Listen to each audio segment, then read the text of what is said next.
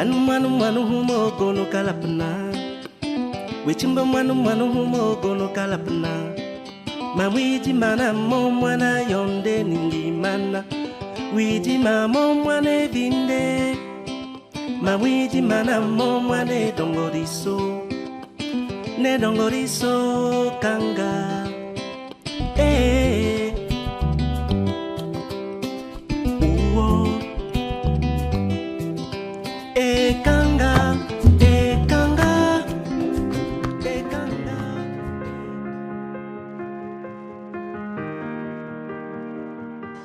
Ngila, parenthèse enchantée, à 40 km d'Intui, dans la région du centre. Pour se reconnecter autrement à soi, aux récits fabulistes, enfouis dans l'inconscient collectif des peuples voûtés et aux éléments de la nature. Ngila vient du nom Ngran, qui était le fondateur de ce village, qui avait pour nom Ngran. Et quand les Allemands sont arrivés, ils ont posé la question de savoir aux habitants du village quel est le nom du village.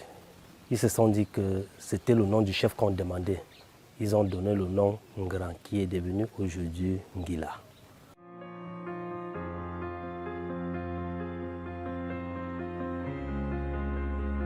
Cette alternance de monts et de vaux de 6652 km², traversée par la nationale numéro 15, partage avec fierté sa métamorphose. Je suis basé le plus à Longueuil. Une fois que la route est passée, on a eu un développement ici. Ça m'a encouragé, moi. Aujourd'hui, il y a de cela un an aujourd'hui que j'ai construit ici, juste après le passage de la route. Donc vraiment, nous disons merci au gouvernement.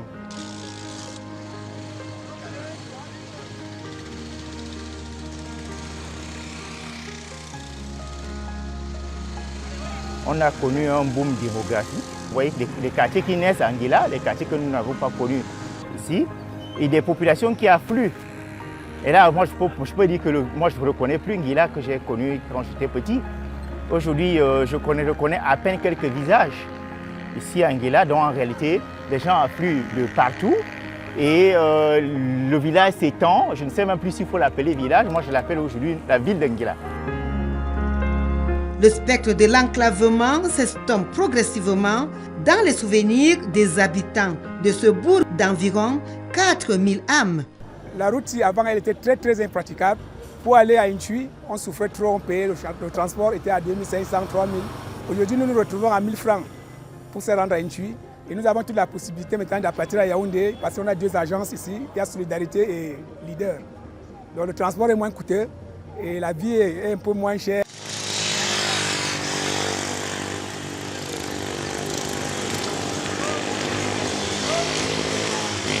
Il y a de cela un an aujourd'hui, ce n'était pas comme vous voyez là. Oui, partout ici là était la friche. Ceux qui ont fait 2 ans sans arriver ici là, aujourd'hui ont du mal à faufiler ici là, à cause du développement qui a eu lieu là. Ici, il y avait un ravin ici là. Il y avait un ravin ici que quand tu quittais de là-bas pour ici là, tu avais du mal à prendre le virage là. Bon, aujourd'hui le développement est passé, la route et autres. Ça nous a privilégiés, ça nous encourage et nous disons vraiment merci au gouvernement camerounais. J'ai connu le village en 1998, Ngila, et touche la machette. Je suis un planteur en Ngila 2. Je suis content même d'arriver à Yaoundé sans me salir. La localité se pare au fil des jours de nombreuses infrastructures. Ici, les anciennes bicoques du lycée bilingue cèdent la place à de nouveaux édifices rutilants. La cerise sur le gâteau, cette villa destinée aux proviseurs, construite à quelques mètres de là.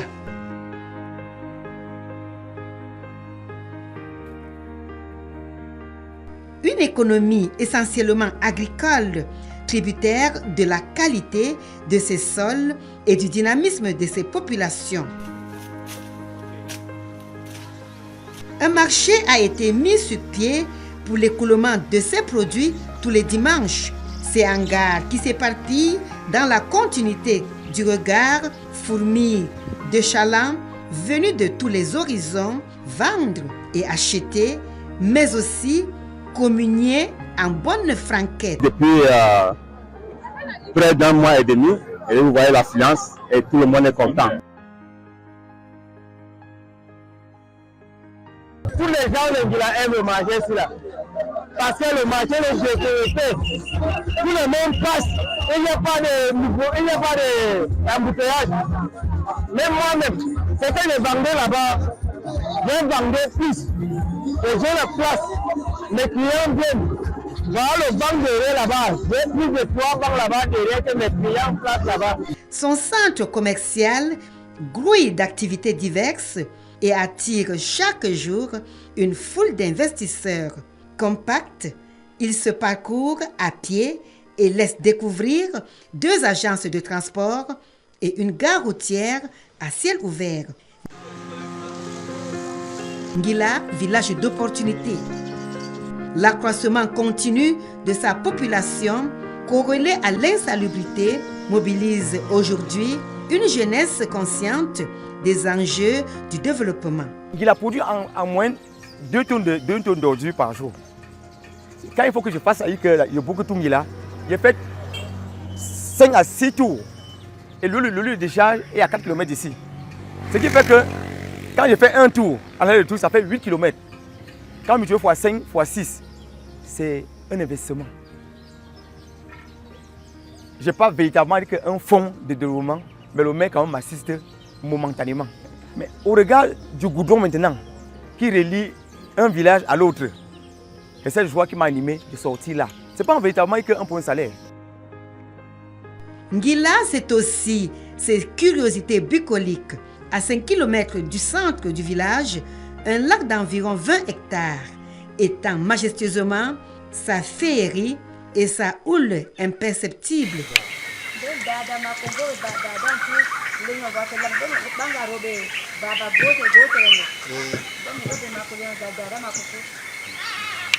Oumarou et son fils Djoubérou, natifs de la Damawa, y pratiquent la pêche de manière permanente.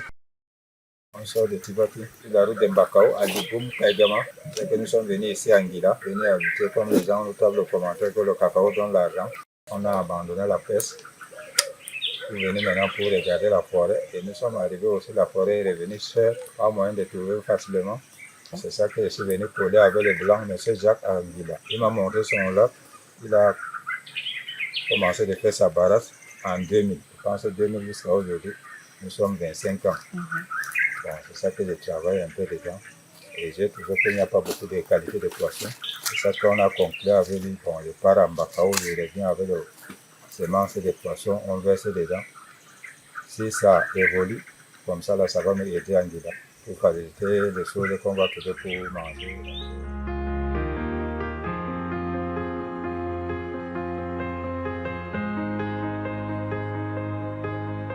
Ce site, pourvoyeur des délices, est une œuvre de Jacques Vivien. Originaire de Laval, en France, l'agronome de formation s'est établi à Ngila depuis une quinzaine d'années. Il nous accueille à bras ouverts dans sa résidence et retrace avec joie sa vie sur sa terre d'accueil. J'ai été longtemps enseignant à Nicole Bisson à l'école d'agronomie pour former les ingénieurs des eaux et forêts. Là. Ensuite, je suis passé longtemps aussi à l'IRA. Ça s'appelait l'IRA à l'époque, l'Institut de recherche agronomique. Et puis après ces deux grandes opérations là, de ma vie, j'ai créé une société d'exploitation forestière dans le village de ma femme donc. Et pendant 5 ans, on a exploité ici et on s'est installé ici. On avait une exploitation assez importante avec une centaine d'ouvriers quand même. Et puis bon, l'âge de la retraite est venu. Et voilà, donc on s'est retiré pleinement dans notre village de Ngila. 25 ans, c'est des étangs que j'ai construits parce qu'à l'époque j'avais quelques moyens techniques et j'avais des engins pour travailler, quoi. Donc j'ai construit ces étangs personnellement. On avait construit un beau dispensaire, malheureusement il a été détruit parce qu'il était dans l'emplacement de la nouvelle route. on a construit, je sais pas, toute la chefferie. J'ai eu aussi un troupeau important.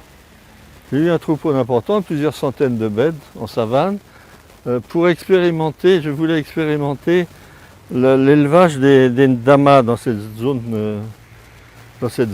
Le ndama, c'est une race de petits bovins qui résistent à la maladie qu'il y a dans le secteur, là, hein. Donc j'ai essayé ça pendant quelques années. J'avais un projet pour développer cet élevage de bovins ndama dans tout le secteur entre l'Adamawa et la forêt.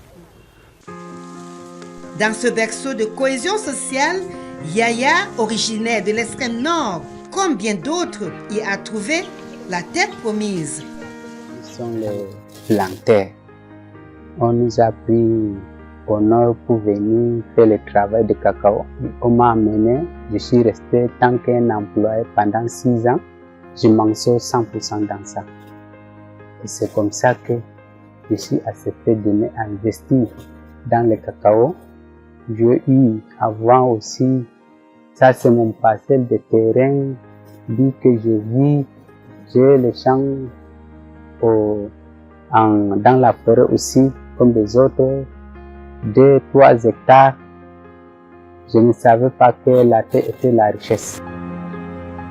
Ngila allie modernité et tradition.